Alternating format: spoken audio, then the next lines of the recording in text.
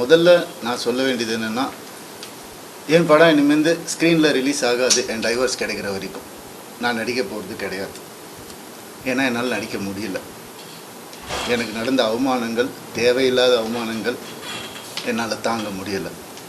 அதனால் என் டைவர்ஸ் கிடைக்கிற வரைக்கும், என்னை சீண்டி பார்க்கணுன்னு நினைக்கிற வரைக்கும் எல்லாருக்கும் இங்கே தான் இருப்பேன்.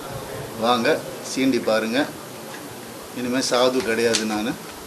அதனால் என்ன நடக்குதோ பார்த்துக்கலாம். மற்ற விஷயங்கள், என் வேலை விஷயங்கள், அதை எப்படி சரி பண்ணணும் என்னன்றதை நான் பார்த்துப்பேன். இவ்வளோ நாள் என் கூட நின்ன உங்கள் எல்லாருக்கும் ரொம்ப ரொம்ப நன்றி. என்றைக்கு என் டிவோர்ஸ் கிடைக்குதோ, என்றைக்கு என் பர்சனல் லைஃப் சரியாகுதோ, என்றைக்கு இந்த சைபர் புல்லிங் எல்லாம் நிற்குதோ, எல்லாத்தையும் நான் பார்த்துட்டு தான் இருக்கிறேன். எல்லாம் எனக்கு வரும். எனக்குன்னு இருக்கிற ஒரு சில டீம் இருக்காங்க.